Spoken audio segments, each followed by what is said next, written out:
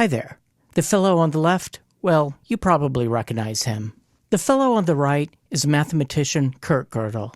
He's most well known for his Incompleteness theorem, which basically states that if you have a set of axioms sufficiently thorough to express basic arithmetic, then you can formulate statements in that system that are true but can't be proven within that system. And yeah, that was an overly simplified statement, and I'm glossing over some details, and I'm not even going to begin to pretend to understand those details. This has some connections with the halting problem in computer science, and Gregory Chaitin has his own incompleteness theorem that's particularly mind-bending in the context of Kolmogorov complexity.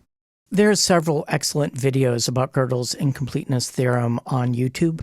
I strongly recommend Veritasium's video on the topic, titled Math's Fundamental Flaw. This is Oscar Morgenstern, an economist who, along with John von Neumann, was a founding father of game theory. This is a memo that Morgenstern wrote about his recollections about Kurt Gödel's naturalization proceedings, in which Morgenstern and Einstein served as witnesses. He wrote, "Now came an interesting development," and I'll read these with the scanned corrections included. He rather excitedly told me that in looking at the Constitution, to his distress, he had found some inner contradictions and that he could show how in a perfectly legal manner it would be possible for somebody to become a dictator and set up a fascist regime, never intended by those who drew up the Constitution. I told him that it was most unlikely that such events would ever occur, even assuming that he was right, which of course I doubted. But he was persistent, and so we had many talks about this particular point. I tried to persuade him that he should avoid bringing up such matters at the examination before the court in Trenton, and I also told Einstein about it. He was horrified that such an idea had occurred to Gödel, and he also told him that he should not worry about these things nor discuss that matter. And then there's a description of the actual proceedings.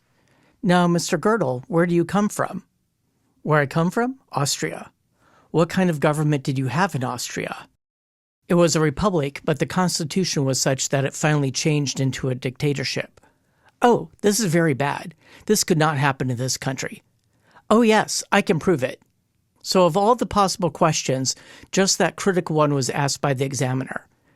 Einstein and I were horrified during this exchange. The examiner was intelligent enough to quickly quieten Gödel and say, "Oh God, let's not go into this," and broke off the examination at this point, greatly to our relief.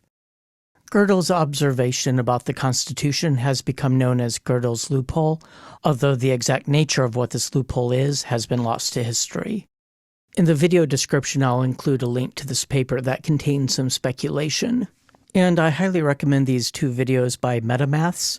One is an introduction to the loophole itself, and the other is an interview with the author of the paper I just mentioned. I leave you with this tidbit. Morgenstern wrote, "We finally left, and as we were walking towards the elevators, a man came running after us with a piece of paper and a pen and approached Einstein and asked him for his autograph. Einstein obliged. When we went down the elevator, I turned to Einstein and said, 'It must be dreadful to be persecuted in this fashion by so many people.' Einstein said to me, 'You know, this is just the last remnant of cannibalism.' I was puzzled and said, 'How is that?' He said, 'Yes, formerly they wanted your blood, now they want your ink.'" Morgenstern later writes, "I drove Gödel home. Everybody was relieved that this formidable affair was over. Gödel had his head free again to go about problems of philosophy and logic. Good night and good luck."